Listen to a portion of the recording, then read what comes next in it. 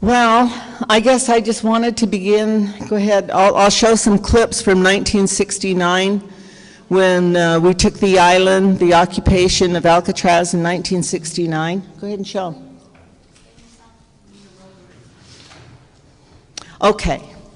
I was the chairman of the student group from the University of California, Berkeley, at the time that we took Alcatraz Island, and together with Richard Oakes from San Francisco State, chairman of the group, and from UCLA, and all over California, all the California universities and colleges, we united and we took Alcatraz in protest of the ill treatment of our people out on the rancherias, on the reservations throughout our country. And of course, it's still going on.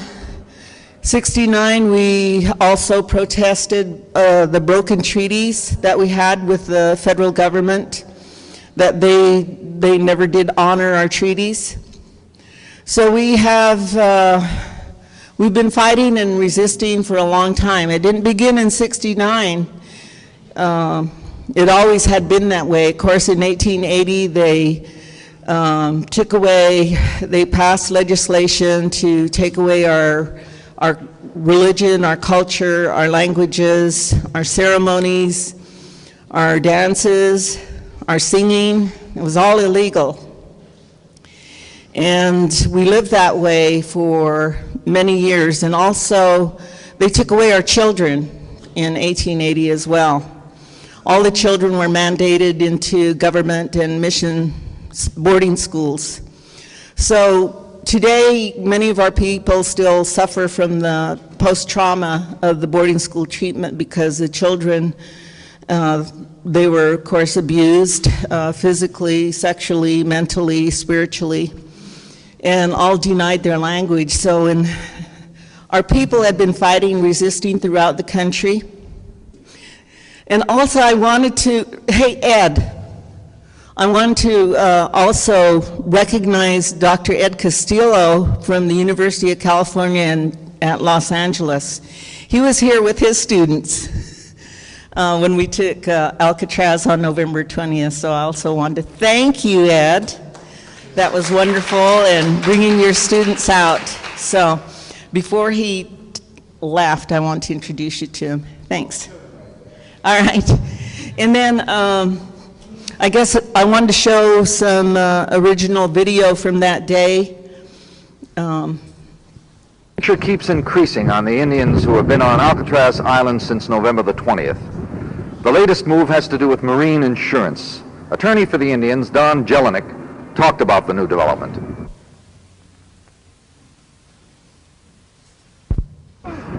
Will you now try to get another boat to handle the coming and going traffic as well as provisions? Well, we're going to attempt that, but the first thing we're going to do is to bring a lawsuit in the federal court in San Francisco by next week, asking for, under the Civil Rights Act, asking the court to order Hartford to insure these boats on the grounds that it is political discrimination that is the reason for them denying the insurance in this case.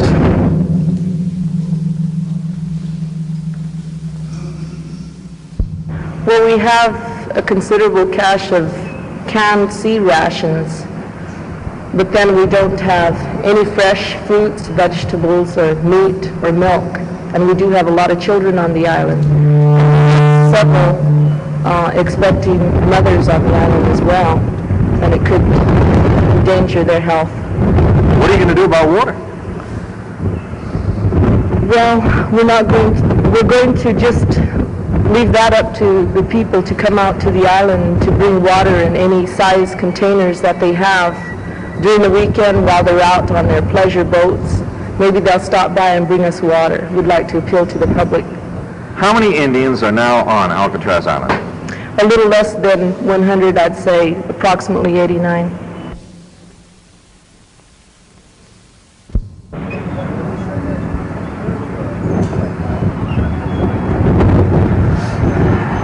That was our boat.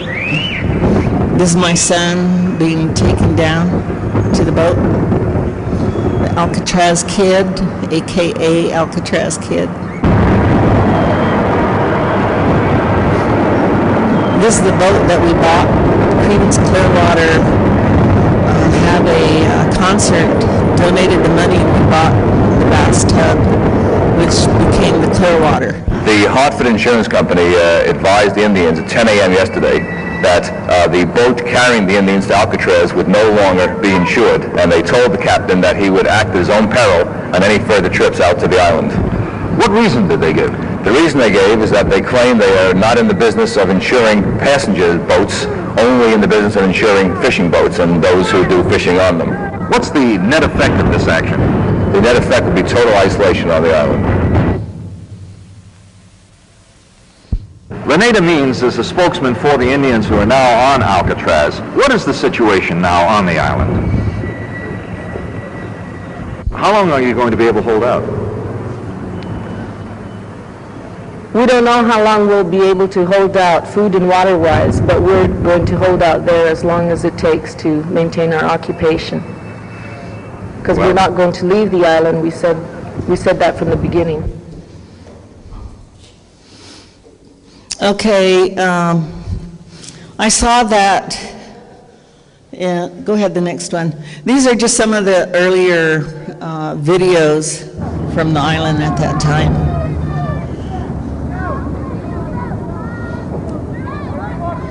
I think this was our first day on the island. And then the boats started arriving, boat after boat. So it was a pretty exciting day that day. It's on November 20th, 1969. There I am, somewhere, right back maybe. We just woke up, we slept right out there on the front of the prison, on the little patch along. I and my son, 2 years older.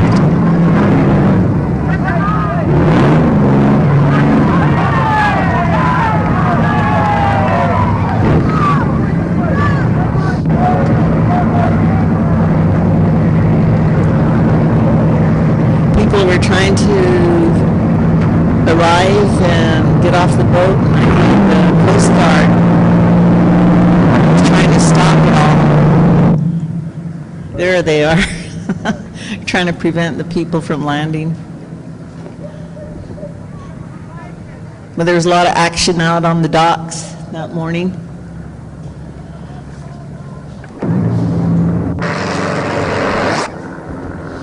Helicopters flying. The occupation lasted 19 months, so it was a long time. Yeah, they tried to stop everyone from getting on the island, but we did anyway. I mean, we were already on there. These were just all the additional people that were coming on. Oh, there I am, me and Claudine, my sister.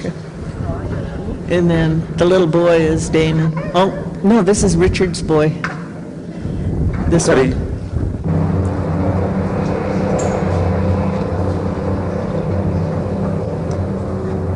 I suppose they're gonna, you know what, they're letting them get close to port, So this must be the long version.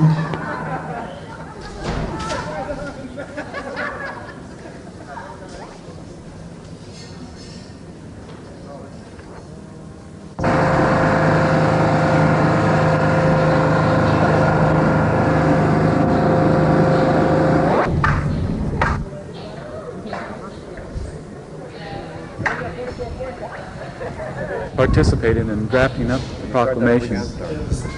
Okay. Oh, this is Dennis Turner. He was at UCLA, right? An education San complex. Bernardino or what the Santa Cruz. proclamation exactly said He was a student rep from Santa Cruz. Which, in entirety, is many, many things, and these are things that Indian people have wanted for many, many years, and they established that this point here would be the point. So you might say a national point for all Indians from here to Nova Scotia and from Canada to South America. Any Native Americans can participate here, and this is the meaning of these students being here today. Suppose Secretary Hickel resists your proclamation with some sort of federal force. What do you plan to do then? How can anybody refuse you legal rights to your own property? This is our answer to Mr. Hickel. Thank you very much. It's warm enough, but then we still need some more sleeping bags because a lot of people come on without. Oh, it's really dark. Hi. Well, what do you expect to happen if the government resists the terms of your proclamation today? I guess we'll all be in jail. The liberation worldwide of natives peoples, because there's natives in every country in the world, I think. They have Laplanders in Russia, they have Indians in Brazil, they have natives in every country in the world that are oppressed. They're all on the bottom of the list when it comes to economics, health, and what have you. It professes to uphold its commitments around the world. And they can prove here that they can uphold a commitment for 16 acres of land, which they won by genocide, which is basically theirs. It's legally or otherwise, it's not theirs. So you're actually providing them an opportunity Al Miller. to begin to clear the record. To begin to clear the record, this is only a step. He was the vice chairman of the student group I think a from good deal of emphasis ought to San be Francisco put State. on the fact that there was a great deal of land, Poor maybe, picture quality, I don't know I how don't much know. of the United This is- States territory, maybe 95%, at least 90%, that was stolen from the Indians or obtained through agreements that were coerced. And therefore, they have a legitimate claim to all of that. Whereas Alcatraz has these two special features. One, it is not being used. Two, there is a treaty which gives additional legal support. But the basic principle is that the land was taken improperly from the Indians originally. Well, what are the precedents for this kind of thing? This is the attorney for Alcatraz, Aubrey Grossman. Of course, they're all pro bono, so.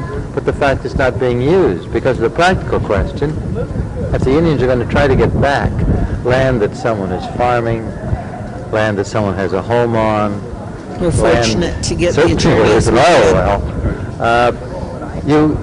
there's no chance, no one believes that you could get. Been done by any other American native group? Well, I wish I could tell you, but I'm not informed enough to answer Let's whether start it the has next or one. hasn't been done. Legally, what's the next step? Should the Secretary of the Interior refuse? Sorry about the terms of picture proclamation quality. today? We did have a few others that had better picture quality. And I'm on the wrong side, sorry.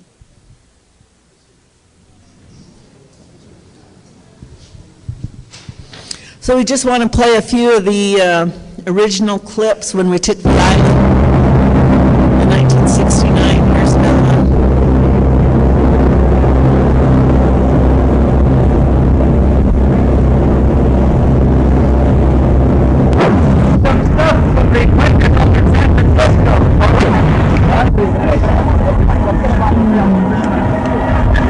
It's 1969. This is when we were bringing on water.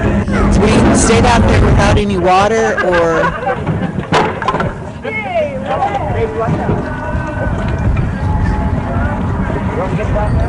Are you looking for this for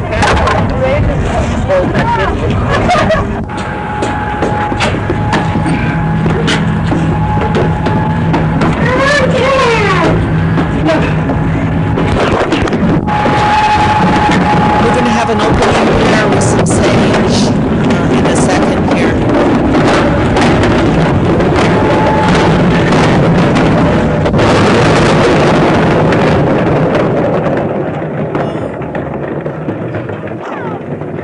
Tomorrow, Thanksgiving Day, we are going to have a national mission in the We culture. have a prayer right now. Do you want to say a prayer? Go ahead and say a prayer, and we're going to do the sage. We'll sage everybody. We're going to have a prayer. Would everybody please stand up? How we're going to be able to acknowledge our spirit helpers, you know, we stand in respect to them for all our nations and all our people. We thank Creator, you know, for this day, and most of all, we ask Creator, give blessings for our water, for water is life. As we know, we have a lot of things going on with our water throughout the world, throughout the United States. We ask Creator, to bless the descendants, the children. I didn't realize the impact that we had in 1969 when we came up here on this island, And I want to thank all of the relatives, with that the political influence that they had, through their college, through their ways, and we appreciate them. We thank them for that. Today, again, we ask Creator, that everybody be safe as we are cleansing this room right here in this sage, pray in your own mind, pray in your own way, ask Grandfather. So with that said, Tawan, Neke,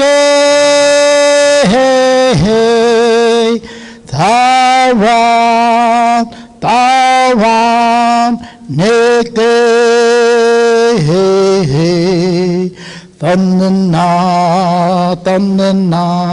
Tannana, hayo, tannana, hayo, Tawan, neke, Tawan, neke,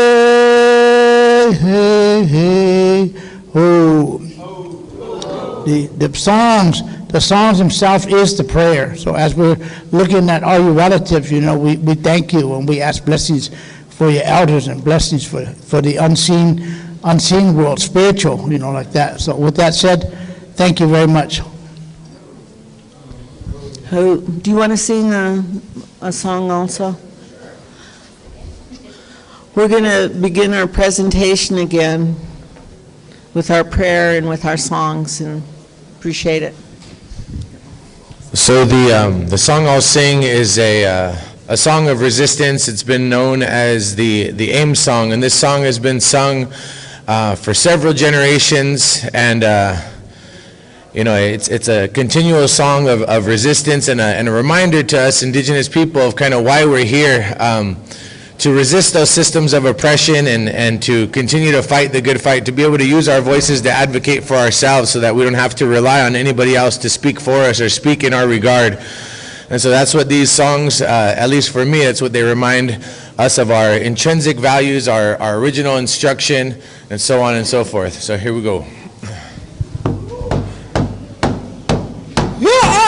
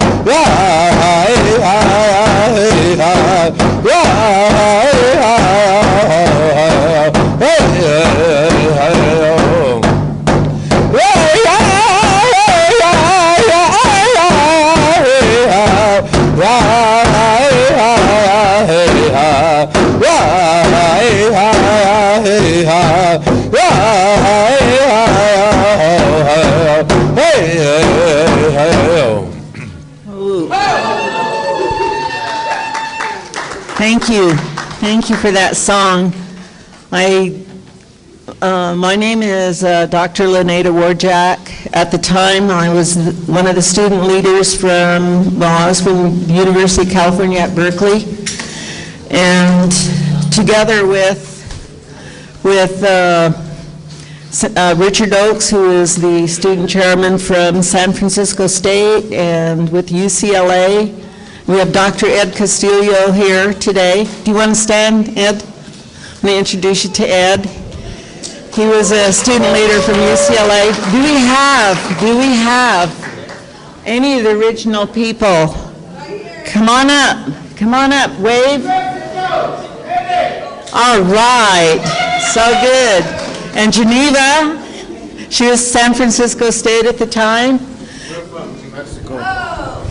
We're from New Mexico, and then we're Pablo Indians, and my name is Jason Ortiz. I got my sisters and brothers and nephews and all, and this is our first experience over here, and I'm sorry to say that I'm trying to be a person that I want to be, but it's a good feeling to be around here. Thank you so much.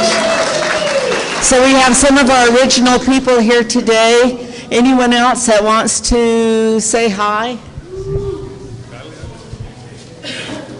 Yes, here, I can come. Good morning, ladies and gentlemen. This is Valentin. I am from South America, part of the native people there. The Incas, maybe you heard, Machu Picchu, yes? So it's an honor to be here and very thankful. Thank you. Yes, come on up.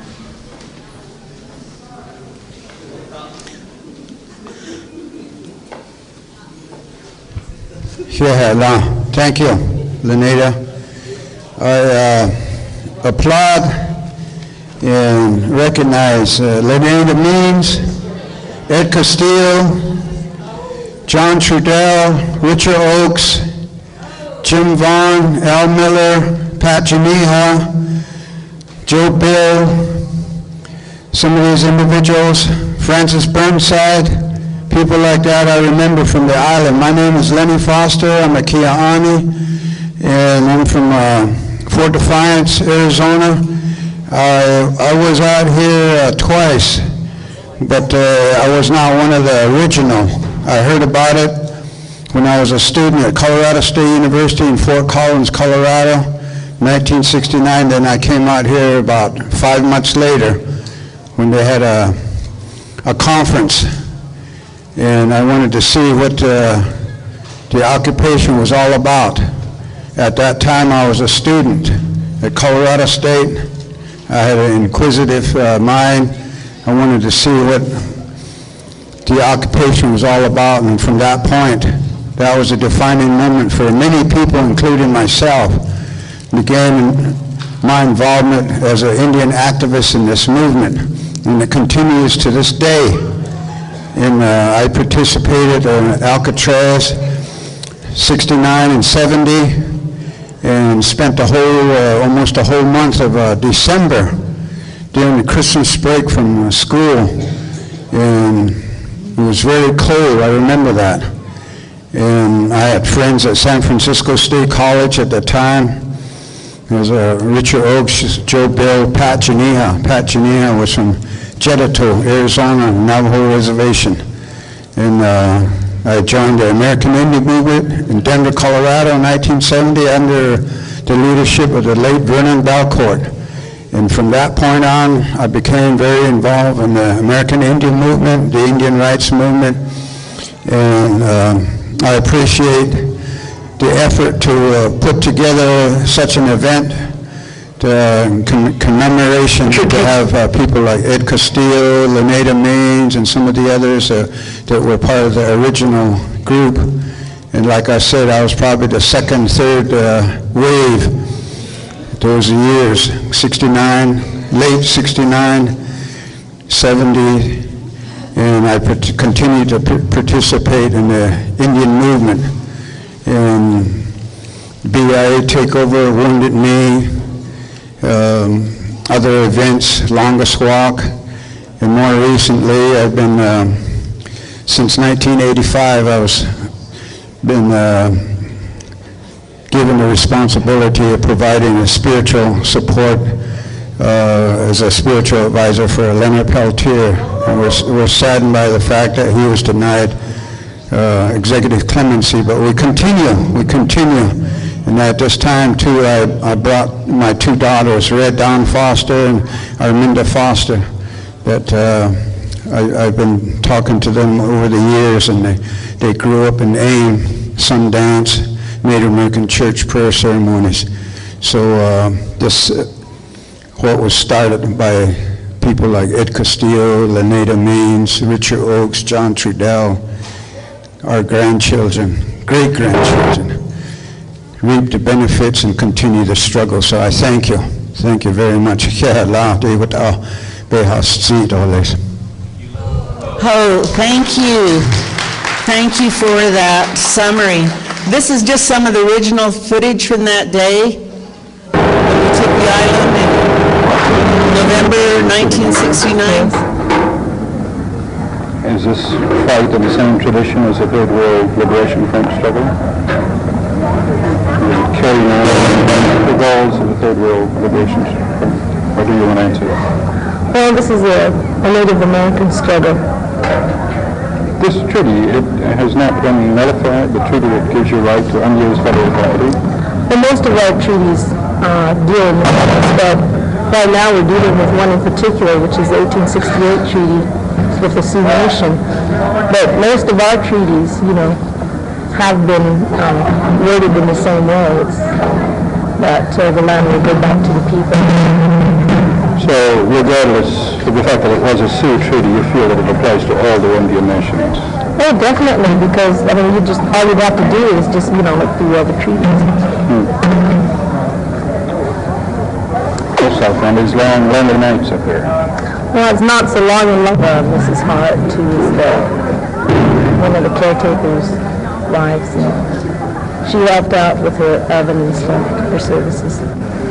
We learned today that Secretary Hickel of the Department of Interior had not gone back to his office and so had not responded to that proclamation Friday. What do you think's taking so long? Oh, this is nothing unusual. This is the way all those type of people deal with they're doing. It's nothing new for us. We've been waiting for years and years. You feel the time is... It's cold every night. Was it colder last night than usual? No, not more so. It just depends on, how busy you are. You don't even notice it after a while if you're busy. How many small children do you have here? There's about 7 or 8 small children. No colds or flu or anything like that? No, not much. They're exposed all the time. I think they're pretty well conditioned to it. I understand Secretary Hickel has not responded to your proclamation yet. How long do you think it possible to stay up there? Hey, we can stay up there as long as, we can, it's indefinite how long we can stay here because we're not subject to any different type of conditions that we are subjected to out there in the city or on the reservation, like it's always cold and, you never have that much to eat anyway, so. This is not as comfortable as the average Indian reservation, is that what you're saying? It's average for an Indian way of life anyway, now, today, it's nothing different. You're going to be on your side. Well, not when you're talking in regards to how fast our lands are being taken away from us, no. But then we have been pretty patient. Ms. Williams, what is your tribe? I'm Bannock Shoshone. Shoshone. Are there many Shoshone here? There's one right there. We have several Shoshones. 3 people from my reservation, as a matter of fact, from Idaho. Where in Idaho? Fort Hall. What is the Indian here who lived furthest away? From how far? I'd say probably Alaska. There's several Eskimos here. But there's Indians from all over here. Different tribes. Haven't sent up any smoke signals, have you? No, we haven't. Okay. Hi, I just wanted to show one of the original clips from the day that we took Alcatraz in 1969. And we welcomed our people from North and South America, from Alaska all the way through and into Mexico and South America. These are all the indigenous people of the lands. And of course we've been divided now by, different countries and different boundary lines, but we all consider ourselves as the same people, indigenous people, and we have indigenous people worldwide. Whoops. Guess I have to stand right here.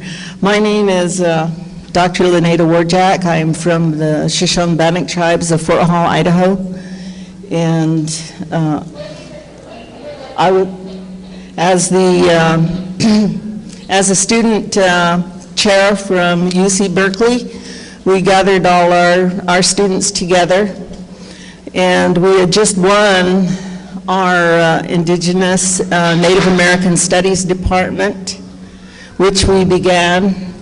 Sarah, I think I hear some sound.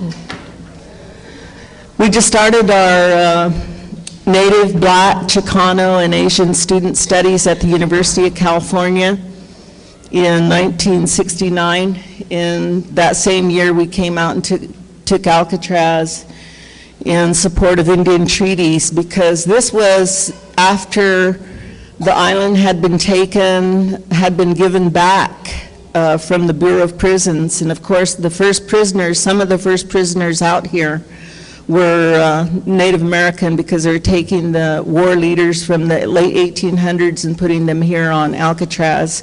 And also we had our Hopi Indian religious leaders that were put out here as well. So coming back and taking the island, liberating it back for our people under the treaties and under federal Indian law at the time, that federal surplus property would go back to the Native people. And in recognition of the California Indian people who suffered such a historic, horrible genocide. And of course, genocide from one end of the country to the other, and from the top all the way down, and it's still continuing today. And in South America, where they're after their resources, and now, right now, with Standing Rock out in Sioux Nation in North Dakota. I spent a month up there in September, of course, when the weather was nice, but everybody's still out there now in support of the water, because water is life. Once that water goes, we're all gone, and that's everybody. So we appreciate everybody's support for the water. Because right now with the fracking and with the oil contamination and everything that is polluting our water, and now the oceans, you know, with the radiation, with the nuclear waste going into the ocean day by day, we don't know how long our water is going to hold out before it starts giving us more cancer and what it's all, how it's already been impacting us. So we're continuously standing and fighting for our water in support of our life, because that's going to impact, like I said, everybody. So this is an issue that we all need to stand and continue to pray for. In Alcatraz, when we took the island, we did it as a peaceful protest in prayer. And it's continued to this day with the resistance out to Standing Rock, the 48th. This is our 48th anniversary here on Alcatraz. And I really like the summary that you gave on what has happened since, because there's been a lot of resistance throughout Native country. And we continue to do that resistance through our prayer and through our songs. And I thank everyone who sang those songs, because with the songs, the words, it comes from your heart and your soul and out through your mouth, and then it floats through the air on light. And that's how it impacts life. That's how our songs, through our prayers and what we have in our heart, goes out in through the air. And we do this, we have sunrise here we have a sunrise ceremony out here around Thanksgiving.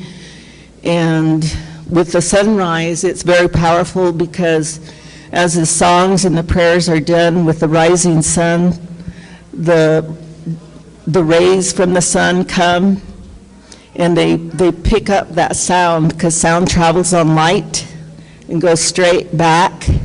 And as the world turns, then all those prayers come back to the world and to all life. So those are very powerful ceremonies that we've had for thousands of years, and we continue that out here on Alcatraz, and we continue to have the prayers for everyone. And it's just been a very long resistance that our people have been through. And it didn't just start in 1969 when we came out. It was only because we were at a international seaport city that we were able to get the media focus. And because we're out to Standing Rock where there's no media to cover it, it's very unfortunate, but we're still there. We're still all praying and continuing our resistance and trying to support life. I just wanted to briefly introduce you to some of the original people that were. Okay, I have to do a Q&A right now. We have 2 minutes left. Originally it was 10.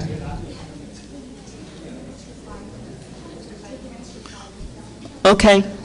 So I'm going to take a few minutes just to introduce some more of our people that are here. I know Geneva is here. I want you to say hello, Geneva. And anyone else that's here from 1969, I would like you to come on up and just say hi.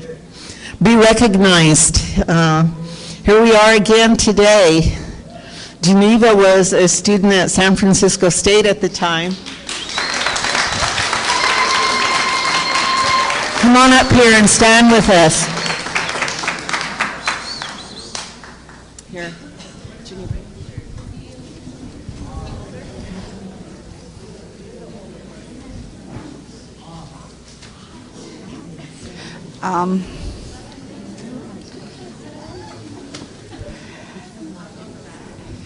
Okay, my name is Geneva Seaboy. I was in the Bay Area. I came out here, and you've heard of the Native American or Indian Termination Act. Well, that was what was going on in the 1960s, late 50s into the 60s. And I came out here. Hold it like this. I came out here, and I was young and explorative, and I wanted to experience what is out here and stuff. And I had a brother out here on relocation. Okay, that was a big program back then. And that was to send people, Native American people from the reservations into the metropolitan areas, into all of these big cities across the country, and assimilate them and sort of melt them into society and become an individual in society. But we were already put on these reservations. We were born there. We've lived there. Our families were there. Our relatives, which we call Tioshbai, are there. And so it's always home. And when we leave, we eventually, after retirement or whatever, do go back to the reservation. And the relocation is part of that Termination Act. And LaNada's put a lot of that work into this. I have not done any kind of formal work or anything. It's all up here. And anyway, after the occupation and what we've done was a positive thing. There was a lot of positive results to that. Nixon was president at the time. I know everybody does wrong. But he ended the Indian Termination Act and started the Indian Self-Determination Act, where it's called Public Law 638, where it gives the tribes the right to manage their own programs and be more self-governing. And as far as originals that were on the takeover that came over on the boats from Sausalito side, the only ones I recall and really know, not saying these other people were there, weren't there, but it was LaNada and Ed and myself that jumped the ships to the ships that night and sailed across from Sausalito and jumped off on the island. And, one of my memories is that here's this little old caretaker, the only person out on the island, sitting where the bookstore is now, coming out and, ringing this bell, Mayday, Mayday, Mayday, and we weren't met with resistance. Well, he was the only person. I suppose he could have ran all over the island hiding, but he was really nice. He actually showed us where we could sleep and so on and so forth. But anyway, that's just some of my memories.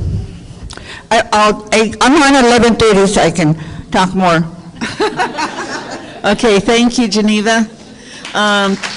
Dr. Castillo will be on next, but I want to introduce you to Ginny.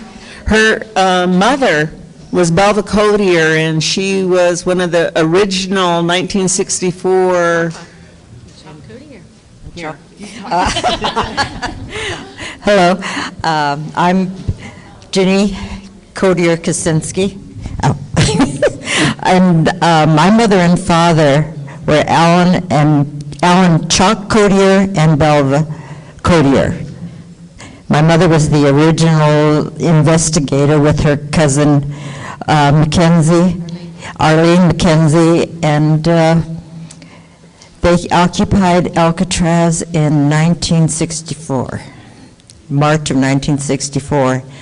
They just claimed it and then turned around and left.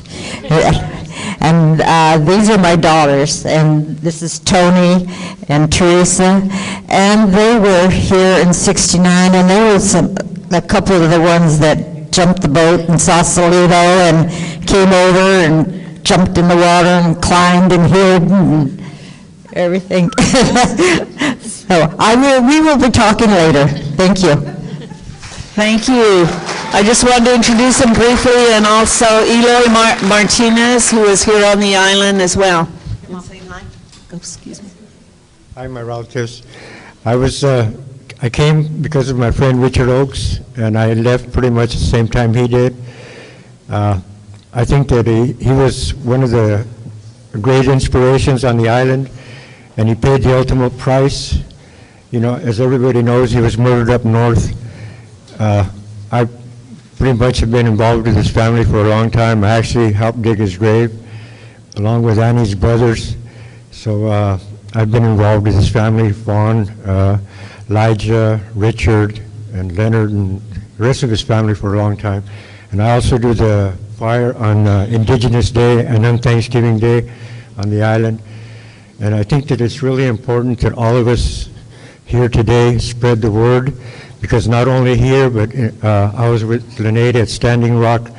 I went down there 2 or 3 times. I also caught pneumonia the last time we were down there in 39 degree below weather, blizzards, and got whiteouts stranded on the freeways in Montana. So, but all that aside, it's really important that people understand that struggle's still continuing. And if we don't keep this message that here on Alcatraz alive, I think that we'll be the ones that suffer for it, because all of our children and our great-grandchildren and those behind us are the ones that need to know all this history and understand why we did it and why we're still here. I'll be speaking a little bit after, so thank you. Thank you. Then I wanted to introduce Dr. Ed Castillo, who will be speaking, and we'll be taking Q&A whenever we get an opportunity. We're just kind of playing it by ear, but I did want to introduce you to some of the people, and there were many of us, there were thousands of us. So when people come up and ask me, do you know so-and-so, it's just really hard. I bet they do that to you too, who is on Alcatraz, because it's like Standing Rock today, where thousands of people have been there, and they're going to be asking the people later on, do you remember so-and-so, they were at Standing Rock? So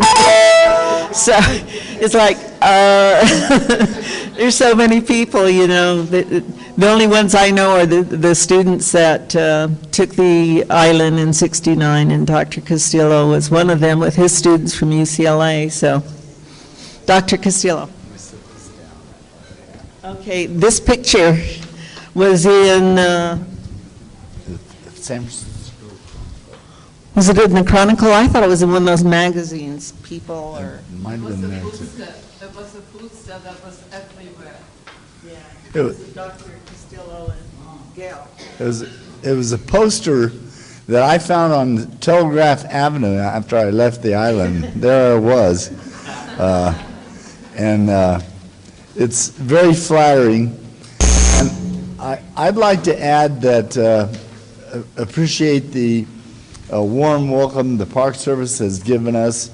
Craig Glasser had declared myself a permanent resident on Alcatraz, which means I can come over here anytime I want for free. And that's a, yeah, and they let me go when it's time to go. That's better still. I'd like to connect the event here in Alcatraz with some things that came before and the aftermath after. In 1964, Clarence Lobo, an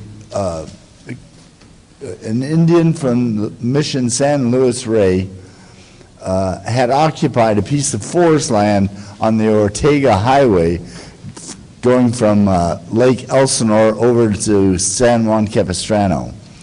And he got kicked out. It was a one-man show. He got kicked out, but it was a precedent that was set.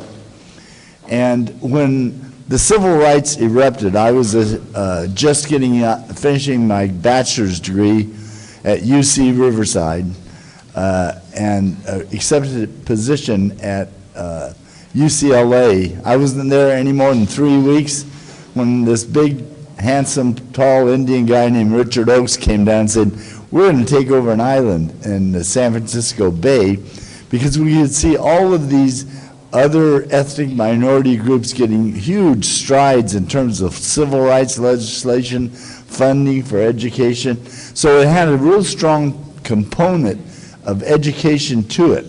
We thought we would do it. I personally didn't think we'd be there for long, but it sure turned out to be a lot more successful than we thought it would be, and I don't think it will be forgotten. The Park Service is making sure of that. I kept this poster because one of my students, I taught up at Sonoma State University for 28 years, she came back from a concert, a Grateful Dead concert, with this image on a t-shirt she bought at the concert. I said, wow, after all these years, here I am at a Grateful Dead concert. And nevertheless, I did get the original restored, and we're using them now as a fundraiser to assist unrecognized California Indian tribes, individuals who've been disenrolled from their tribes, or tribal members who have been terminated. Both things lead to the death of an Indian tribe and a failure to recognize us as Indian people. So we're going to use this as a little fundraiser, and the next 2 books I'm writing to put money into that. It's a nonprofit organization. I'd be glad, I didn't have time to make up cards, but I'd be glad to give you an address and a way to contact you, me, in case you're interested. But remember this, folks, it was really all about education. Every one of us wanted to send the message home loud and clear. Hey, we're not gone. We're not the vanishing Native Americans. In fact, we're working day and night to increase our population, which was at its nadir about 1969. And as I used to tell my students in my class, we're working day and night on this issue, in the backseat of cars, wherever it helps to increase our population. Thank you very much.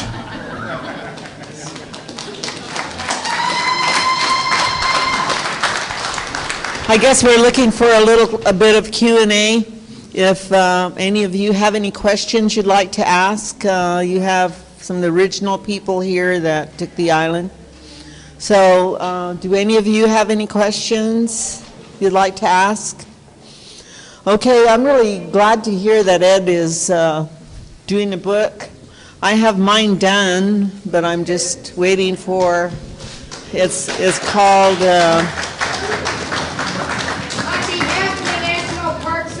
Thanking everybody. So Ed, thank you, sharing your history. Your great little... Oh, we'll trade you then. Yeah. The Park Service will trade you then. It's there. What time is it? Okay, I guess we're going to continue on. Thank you, Ed, and for bringing your students at that time. It was really... I know, as you know, like we just had Native American studies set up, and all of a sudden there were all these University of California cars parked on the docks for days, and I don't know who all got into trouble for that, but we finally got our cars back to the university. But it was a 19-month occupation, so it was a long time. We went without water, electricity. Of course, we were young people. When you're young, nothing impacts you very hard. You just do it, right? So, I mean, nowadays it's like, I don't even want to spend a free night on Alcatraz. I need my bed and my bath. Did I see a question? I thought I saw someone. Oh, yeah. People might be interested to hear more about day-to-day life. Oh, day-to-day life out here.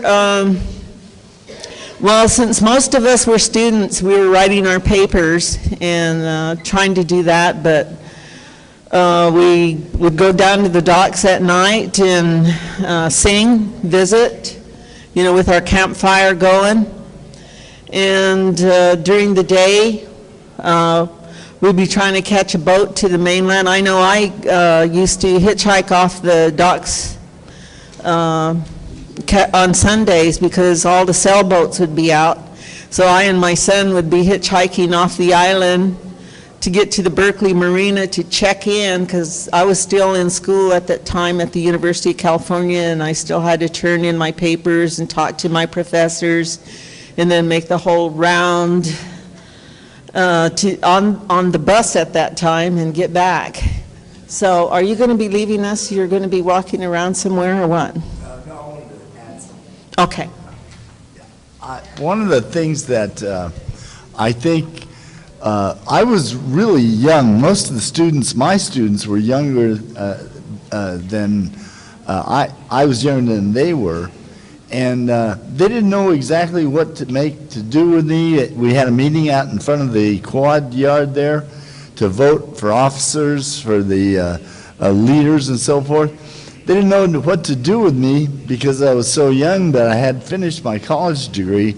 So they made me chief of security. Now I weighed about 140 pounds then, lighter than I am now. And so and the rule was no drugs, no drinking on the island. So the first day of my duty, I walked around, saw a couple of great big Indian guys light up a joint. I said, hey, you guys, you know the rules. None of that stuff here on the island. And a couple of minutes later, I woke up and realized that I was really not qualified for this job. So I was security chief for about 5 hours. That was my leadership. Thank you. True story. Thank you. Yes. Could you talk a little bit about the importance of having women during the occupation and the contributions they made during the 19 months? Well, we come from a matriarchy, which is separate from the patriarchy. The patriarchy is what we live under today, which is a hierarchy, you know, from the bottom on to the top. And of course, we're on the very bottom of that hierarchy. And our original way of living was the balance of male and female. So without the women, there's no balance. So we had to, and we did, both with Richard and I, when we took the island, you had your male representative and your female. So we kept our balance. But the media wanted to see a male representative because we're living in the patriarchy. So Richard was able to try to keep that and still deliver our message. But we tried to work jointly together to maintain our balance because that was our way of life, our original way of life, and something that we try to maintain today. Thank you. Okay, one question. How is the presence today of the native community standing up with the new administration of the president? He wants to advance the pipeline, probably require some movement to start the application.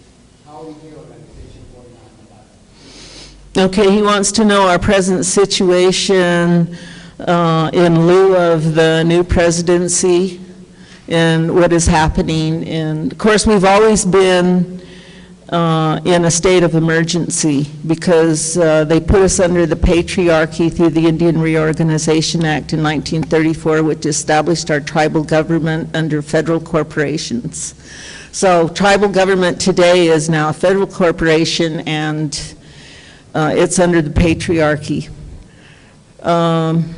And we are still jeopardized, and especially with the new presidency, because the first thing he did was to establish an executive order to take away or to give the go-ahead to build the pipelines, both XL and the Dakota Access Pipeline. And you know, that does not only jeopardize us, but it jeopardizes everybody. And I guess we're always the first to know it because, you know, we pray for our water. Water is sacred to us. And so we recognize right off that when they started those pipelines that we would have to do something. And fortunately for us, it was the chairman of the tribe that got arrested first. So they couldn't divide us like they did with Alcatraz, because with Alcatraz they divided us between individuals, young and old, reservation and urban, and they divided the reservation against us. But this time with, say, what happened at Standing Rock, they arrested the wrong person because they arrested the tribal chairman, and that brought everybody together and we were able to unite. So we're pretty well united among our tribes now, and everyone else that has been supporting. The veterans have been supporting us. They went out there at just towards the end of December. They were out there. And a lot of people in this country are starting to recognize the jeopardy that we are being put in. Not only us, but themselves. And with what's happening today, and with the executive orders that are going out today, you know, he just did one to stop quote-unquote immigrants. And of course from, what were those countries? 7 Muslim nations he just did.